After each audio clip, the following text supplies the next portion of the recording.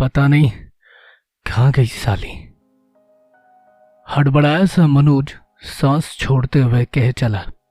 राजीव उसके पीछे पीछे दौड़ता आया था तो हाफते हुए कहने लगा, साली भूत भूत तो नहीं, भागते भागते कहाँ गायब हो गई। काली सी रात में ठहरे से चांद की बिल्कुल धीमी सी रोशनी धरती पे पड़ रही थी। ऐसी काली रात में दूर फैली आबादी भी देख पाना मुश्किल हो रहा था। वीरान सा फैला जंगल और उजाड़ सा माहौल हर तरफ फैला था। उसमें कहीं खो सी गई थी रीता।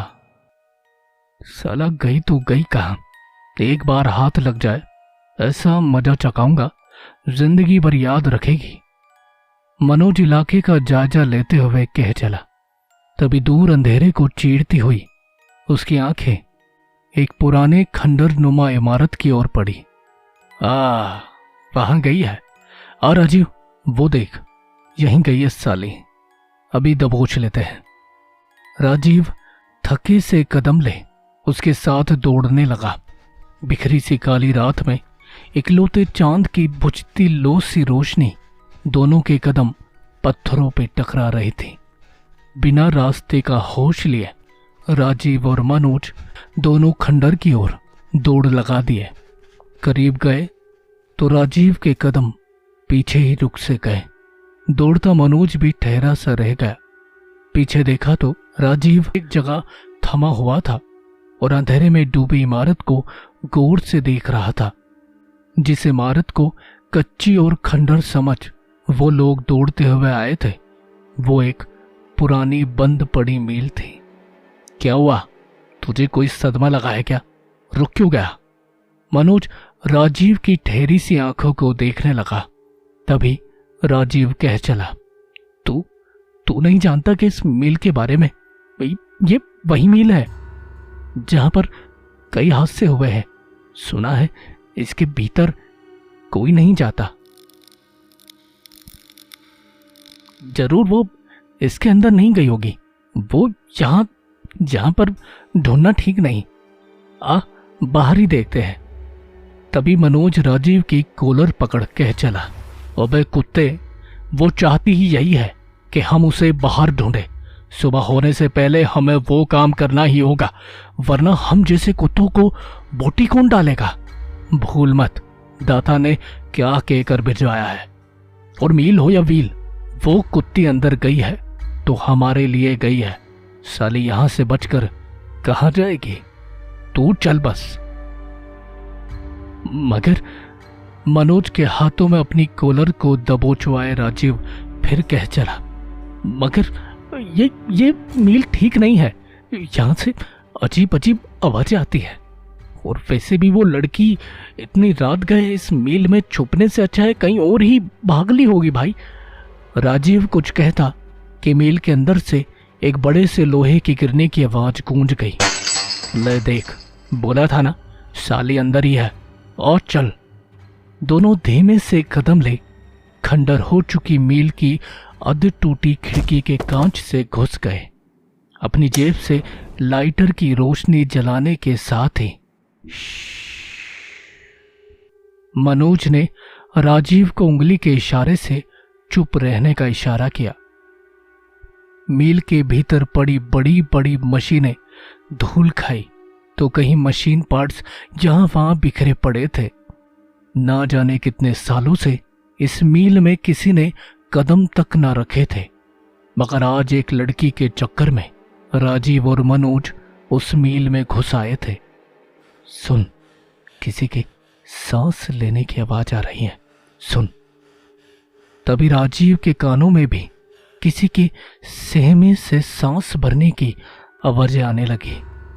लिए चेहरे पे मुस्कुराहट, दोनों धीमे से कदम ले बढ़ने लगे। मनोज दूसरी ओर तो राजीव अंधेरे में दूसरी ओर निकल गया। अगर वो दूसरी तरफ भागेगी तो तू अंधेरे में दबोच लेना। मैं रोशनी इधर लेकर जाऊंगा तो वो तेरी तरफ ही भागेगी। मानो मन की आवाज में दोनों ने अपने कानों में धीमे से ये बात कह दी। जैसा कि तय हुआ था, दोनों अपनी अपनी जगह से होकर दाएं बाएं जाने लगे।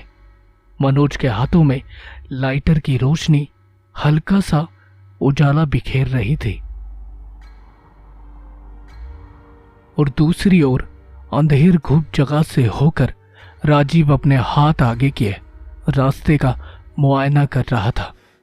सफेद सूट, कंपकपाती सांसें, गले में दुपट्टा खिंचे जाने के निशान और भीगे पसीनों से तर चेहरा रीता की गर्दन से होकर बदन को छूकर रिस रहा था। घबराहट दिल की धड़कनों को दहला रही थी कि आज उसके साथ कुछ भी हो सकता है। मनोज लाइटर की रोशनी सीधे जहां रीता छुपी थी ठीक उसी मशीन के गलियारे से होकर आगे आने लगा। उसके धीमे धीमे कदम कोई शोर नहीं कर रहे थे। दूसरी ओर राजीव अपनी गहरी दबी सी सांसें लिए अंधेरे में आगे बढ़ रहा था। उसके दोनों हाथ मील में पड़ी बड़ी बड़ी मशीनों का सहारा लिए आगे बढ़ रहे थे। एक एक कदम उसको अंधेरी की ओर धकेल रहा था। ना जाने कहाँ छुपी है साली, कोई आवाज भी नहीं कर रही। मनोज ना जाने कहाँ फंसा दिया मील में। राजीव के मन में ढेर सारी बातें एक साथ चल रही थी। मील की खामोशी उसके डर पे हावी हो रही थी। मशीन के गलियारे से होकर मनोज की करीब आती रोशनी को महसूस कर रीता अपनी सैंडल खोलने लगी। मनोज इससे पहले कि मशीन तक आता घबराई से रीता दबे पांव लिया आगे संकरे पड़े गलियारे में दौड़ वेस्ट पड़ी मशीनों के ढेर में ना जाने फिर कहां उजल हो गई। राजीव गंभीर से अंधेरे में मशीन को पकड़ घुप अंधेरे में आगे बढ़ रहा था तो उसे ऐसा लगने लगा जैसे कोई ठीक उसके पीछे खड़ा है। मारे डर के उसका बदन ठंडा पड़ने लगा। उसे ऐसा महसूस होने लगा जैसे कोई ठंडा हाथ ठीक उसकी गर्दन पर किसी ने रखा है। राजीव के हाथ अंधेरे में किसी मशीन को जकड़े जमे से रह गए। कपकपाया सा राजीव पीछे देखने को हुआ ही था कि दूसरी ओर मनोज की आती लाइटर की रोशनी जैसे ही रीता की छुपी हुई जगह तक पहुंची, मनोज जोर से चिल्लाया, पकड़ लिया, और गूंजी सी आवाज पूरी मील में फैल गई। घबराया सा राजीव पीछे देख डर से चमक गया और उसकी चीख पूरी मील में फैल गई। अगले ही कुछ मिनट्स बाद राजीव और मनोज एक जगह खड़े रीता की सफेद मिट्टी में सनी सैंडल को देख रहे थे। अपने लाइटर की रोशनी संकराए गली की ओर करते हुए, इधर गई है, बोला था ना यहीं छुपी है साली।